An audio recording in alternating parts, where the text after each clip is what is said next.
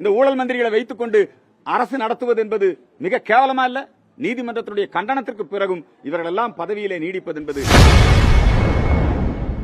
ஊழல் மந்திரிகளை வைத்துக்கொண்டு ஆட்சி நடத்துவதற்கு திமுகவிற்கு வெட்கமாக இல்லையா என செய்தியாளர் சந்திப்பில் இந்து மக்கள் கட்சித் தலைவர் அர்ஜுன் சம்பத் ஆவேசமாக பேசியுள்ளார். தமிழகம் முழுக்க கட்டுமான பணிகளே பாதிக்கப்பட்டுக் கொண்டிருக்கிறது. ஒரு சாதாரண ஏழை ஒரு வீடு கட்ட வேண்டும் என்று சொன்னால் இன்றைக்கு மிகப்பெரிய சிரமப்பட வேண்டியதாக இருக்கிறது. எனவே அதற்குரிய நடவடிக்கைகளை நம்முடைய அரசு மேற்கொள்ள வேண்டும்.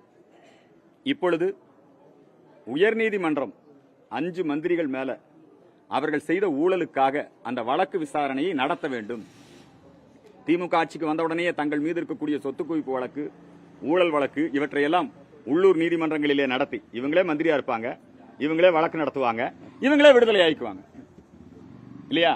அப்படிதான் சொத்து குவிப்பு வழக்கிலே இருந்து கீழ் நீதிமன்றத்திலே விடுதலை செய்யப்பட்டார் நம்முடைய MRK பன்னீர்செல்வம்.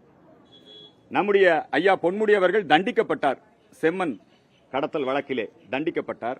ஆனாலும் அவர் மேல்மன்றத்திலே முறையீடு செய்து வெளியே இருக்கிறாரு. உங்களுக்கு தெரியும் செந்தில் பாலாஜி. அதே போல மா சுப்பிரமணியம் அவர்கள் பொது இடத்தை பட்டா போட்டு வித்திருக்கிறாரு, அவர் மேலையும் வழக்கு.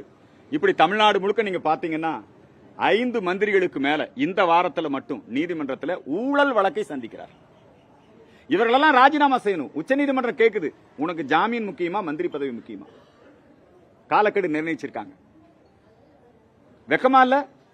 இந்த ஊழல் மந்திரிகளை வைத்துக் கொண்டு அரசு நடத்துவது என்பது மிக கேவலமா இல்ல? நீதிமன்றத்தினுடைய கண்டனத்திற்கு பிறகும் இவர்களெல்லாம் பதவியிலே நீடிப்பது என்பது அவமானம். அவர்களை உடனடியாக விலக்கி வைக்க வேண்டும். இல்லை என்றால் கவர்னரே அவருடைய அதிகாரத்தை பயன்படுத்தி நேரடியாக இந்த மந்திரிகளை டிஸ்மிஸ் செய்ய வேண்டும் என்கிற கோரிக்கையை முன்வைக்கின்றோம். செய்திகளை உள்ளது உள்ளபடி தெரிந்து கொள்ள ரெஃப்ளெக்ட் நியூஸை சப்ஸ்கிரைப் பண்ணுங்க.